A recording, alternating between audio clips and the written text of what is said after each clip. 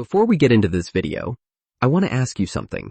Have you ever looked at your bank account and thought, where did all my money go? Not because you bought anything crazy, not because you took a luxury vacation, but because little things kept adding up. Groceries, subscriptions, fast food, impulse buys, monthly payments. And suddenly, money feels tight all the time. Now here's the strange part. My grandparents had way less than we do today. But somehow, they seemed more financially stable. They didn't have delivery apps. They didn't have online shopping. They didn't have endless subscriptions draining their accounts. If you think about it, a lot of the habits they lived by still work better than modern money advice. So today, I'm sharing 10 frugal living hacks I learned from my grandparents that actually work in today's world. Some of these are simple. Some might surprise you. But together, they can completely change the way you handle money. And stick around until the end, because I'm giving you a simple checklist you can start using today. Let's get into it. My grandparents never rushed to buy things. Before spending money, they looked around first. This habit alone can save you hundreds every month. Because modern life trains us to buy first and think later.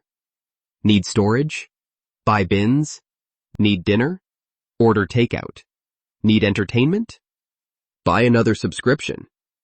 But half the time, we already own something that works. So here's a challenge.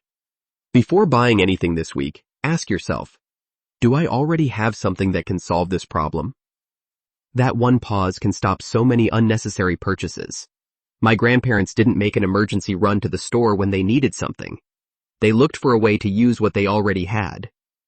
Not only did they save money by not making the purchase, they didn't use any gas for that drive, didn't need to stop for a quick bite to eat somewhere along the way. They opted for a simple and economical solution to their needs. Quick question. When something breaks in your house, what's your first instinct? Replace it? That's normal now. But my grandparents fixed things constantly.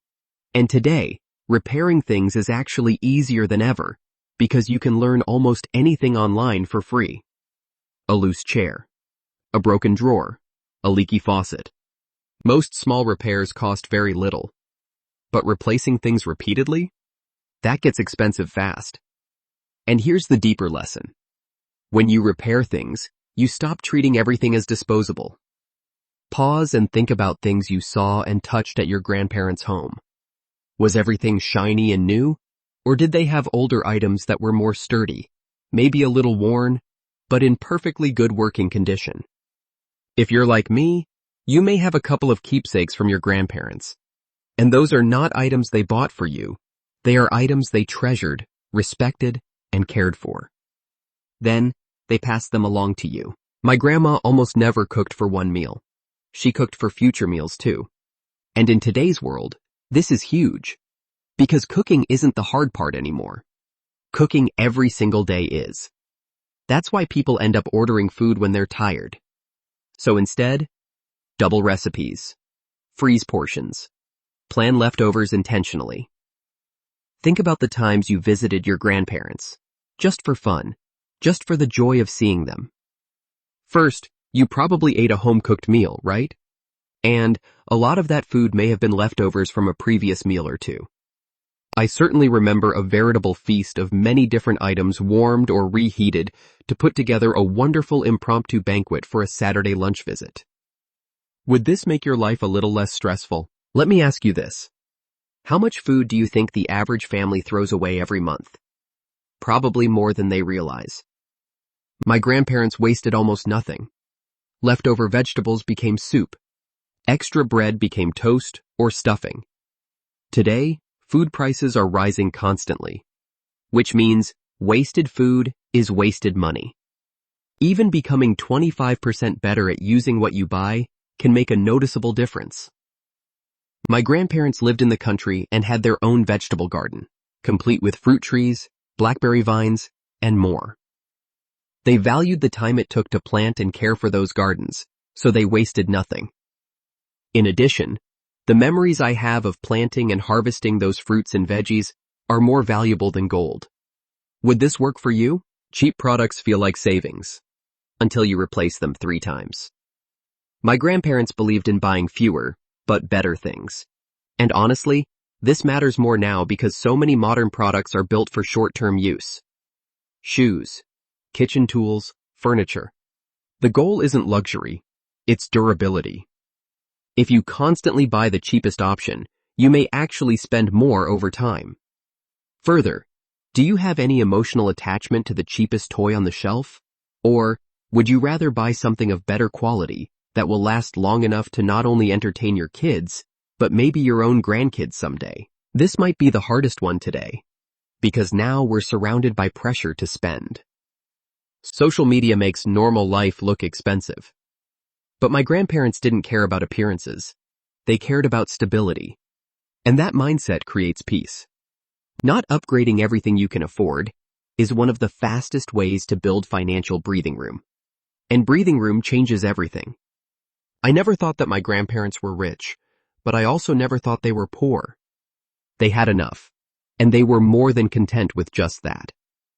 If you make an effort to not spend all your money, put aside a percentage for emergencies or future needs, you'll create a calmer living space for yourself, now and in the future. Here's something dangerous about online shopping. You can buy things emotionally, in seconds, and spend thousands, easily. My grandparents didn't have that option. They had time to think. And honestly, that protected them. So try this. For non-essential purchases, wait 24 hours. Sometimes 48. You'll be shocked how many things stop feeling important after a little time passes. Some suggestions even say to put those items on a 30-day wait list. My grandparents did not make emotional impulse purchases. They were intentional, planned ahead, and didn't buy anything they didn't really need. If you don't need it right this minute, can you put it off? If so, do you really need it after all? You don't have to go full cash envelope system. But using cash sometimes changes your psychology. Because swiping feels painless. Cash feels real. My grandparents understood this naturally. Today, spending has become invisible. And invisible spending is dangerous. Even using cash for groceries or entertainment once in a while can help reset your awareness. I've watched and listened to one of my kids say that cash isn't real money. But our grandparents knew that cash was the only real money. In today's world of digital everything, try to take a step way back into your grandparents' world and use cash. If the store doesn't accept cash, and some don't, that's a sure sign that maybe you shouldn't spend your money there. This one is underrated. My grandparents knew how to cook, sew, fix things, stretch meals, budget. And those skills saved them thousands over time. Today, convenience replaces skill. But convenience usually costs money. Every useful skill you learn reduces your dependence on spending. And that creates freedom. Not only can this save you money, it can save time. Would you rather spend some time shopping for the best deal in a crowded store? Shopping online where the options are endless and the decisions are complex? Or would you rather be able to relax because you know you're on budget? You know how to fix that toaster or clean that item instead of throwing it out. Your time is more valuable than you may realize. My personal mantra is, my time is worth $1,000 an hour. Modern culture says, newer equals better. New phone, new car, new furniture. But my grandparents used things fully, and that habit protected them financially. You do not need to upgrade your life every year to enjoy your life. Sometimes keeping what already works is the smartest financial decision you can make. Go back in your mind to your grandparents' home. Was their furniture always the latest, most expensive fashion? Or was it strong, maybe a little plain, but nice and sturdy? Did they always drive a new car? Or did they drive an older, heavier car that maybe smelled a little funny, in a good way? They don't call them grandma cars for nothing. Our grandparents saved money by using something until it just wouldn't work any longer, drove those cars until the wheels fell off. Maybe this is an option you should consider. They weren't trying to be trendy. They weren't following financial influencers. They were simply careful, intentional, and resourceful.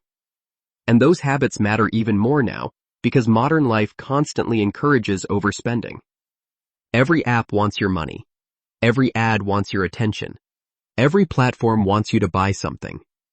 That's why these old school habits still work. They slow you down. They help you think clearly. And they help you build a life with less financial stress. You do not need to do all 10 at once. Start with 2 or 3. Small habits repeated consistently create massive change over time. And remember this. Frugal living isn't about making life smaller. It's about creating more freedom with the money you already have. Use what you already own before buying something new. Wait 24 hours before non-essential purchases. Cook at home at least 3 extra times this week. Turn leftovers into another meal. Avoid one impulse purchase. Create a grocery list before shopping. Fix one small thing instead of replacing it. Unsubscribe from one unused subscription. Start a small use-first food section. Find one free activity for entertainment. Track your spending for 1 week. Avoid browsing shopping apps when bored. Reuse containers or household items. Learn one basic money-saving skill. Appreciate progress instead of chasing more. If you found value in this video, that's wonderful. That's my goal. If you want to see more, hit the like button and subscribe for more simple ways to save money and live better. And in the comments, what's one frugal habit you learned from your parents or grandparents? I'd love to hear it. Is there a specific topic you'd like me to dive into? Let me know. See you in the next video.